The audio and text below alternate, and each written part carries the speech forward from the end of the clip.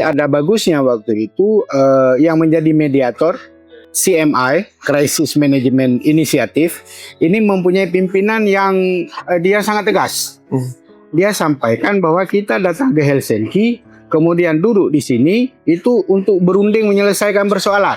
Jadi bukan saling memberi syarat. Enggak memberi syarat merdeka, Indonesia memberi syarat harus otonomi, akhirnya nggak akan berjalan perundingan. Jadi harapan kita waktu itu adalah mencari solusi sehingga bantuan kemanusiaan kepada orang yang ada di Aceh karena korban tsunami itu bisa tersalurkan. Kemudian kesusahan dan krisis selama bertahun-tahun yang terjadi di Aceh ini bisa berhenti dan Aceh ini menjadi lebih baik. Itu mungkin harapan-harapan kita waktu itu. Jadi proses perundingan itu dimulai dari yang mudah-mudah. Misalnya masalah ekonomi mudah, masalah kewenangan mudah, masalah pembagian hasil kekayaan alam mudah. Nah, ketika di bulan Juli 2005 itu kumpulan yang mudah-mudah itu udah 95% dari draft yang dibincangkan.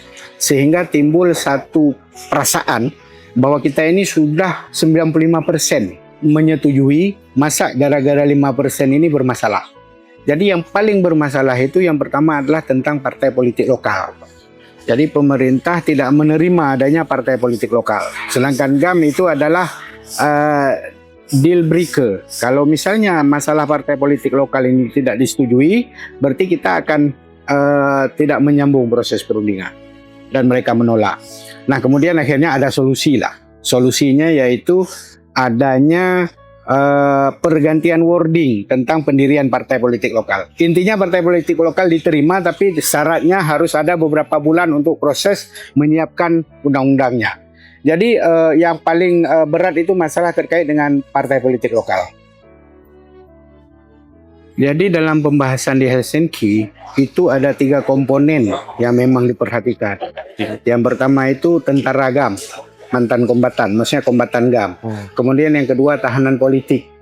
Kemudian civilian affected by the conflict. Artinya orang-orang sipil yang mereka itu terimbas dengan konflik. Mereka itu mendapatkan hak juga. Hak mendapatkan tanah, hak mendapatkan seperti yang tertulis di Helsinki ya. Mereka mendapatkan tanah, mereka mendapatkan jaminan sosial, mereka mendapatkan lapangan pekerjaan. Dan ini tidak terbatas jumlahnya untuk korban konflik. Dan kemudian ada 2 mekanisme lain juga yang untuk menguatkan hak-hak korban konflik.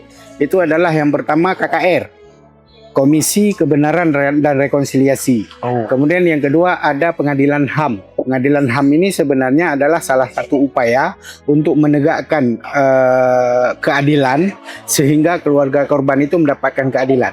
Tapi itu yang sangat penting tidak diimplementasikan.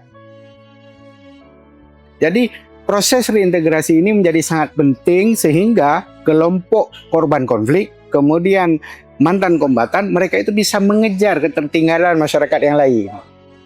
Misalnya kan orang yang nggak terimbas konflik, dia bisa sekolah tinggi-tinggi, udah S2, S3, sedangkan GAM SD aja nggak tamat misalnya, atau SMP nggak tamat, SMA nggak tamat. Jadi proses reintegrasi itu bagaimana membantu mereka supaya mereka mendapatkan hak itu. Makanya seperti partai politik lokal itu salah satu upaya untuk memberikan peluang kepada GAM untuk berpartisipasi politik. Demikian juga di ekonomi, kan kebun GAM dihancurin semua, toko-tokonya dihancurin, jadi dia hancur kehidupan ekonominya. Jadi kita memberikan kepada mereka kesempatan untuk bisa kemudian mengejar ketertinggalan di dalam proses ini, sehingga seluruh masyarakat Aceh itu sama kadarnya. Nah, ini adalah salah satu daripada spirit reintegrasi yang kita harap. Jangan sampai ada masyarakat yang memang tertinggal dia. Jadi sebenarnya problem Aceh itu kan bukan hanya perang. Jadi 15 Agustus 2005 itu sebenarnya bukan hanya menghentikan perang, tapi memberikan harapan bahwa pasca damai ini akan ada Aceh yang baru. Aceh yang baru artinya Aceh yang bermartabat. Orang Aceh nggak ada martabatnya dulu. Jadi diinjak-injak oleh tentara, diinjak-injak oleh polisi. Jadi nggak ada martabatnya. Kemudian ada damai, kita ingin mengembalikan martabat itu. Bahwa orang Aceh itu memang dia menjadi tuan di tanahnya sendiri. Dia mempunyai kewenangan-kewenangan untuk mengelola hasil alamnya sendiri. Kemudian dia mempunyai kesempatan-kesempatan sama seperti kesempatan orang lain. Jadi harapan kita bahwa Aceh itu harus berubah. Jadi tahun 2005 ke atas itu infrastruktur menjadi bagus.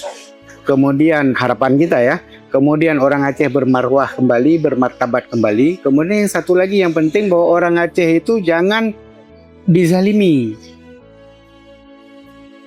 Jadi yang pertama kita ini ada masalah di seluruh dunia, bukan hanya di Aceh. Itu adalah masalah yang terkait dengan krisis identitas. Kita tidak mengenal diri kita sendiri.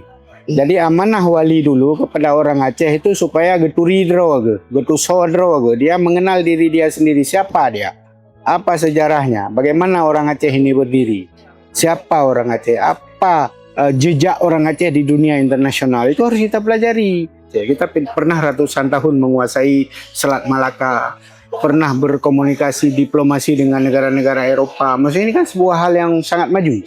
Nah, generasi muda hari ini mereka jangan sampai berpikir ya Figli, Langsa. Dia harus berpikir internasional bahwa orang Aceh itu mempunyai jejak di mana-mana.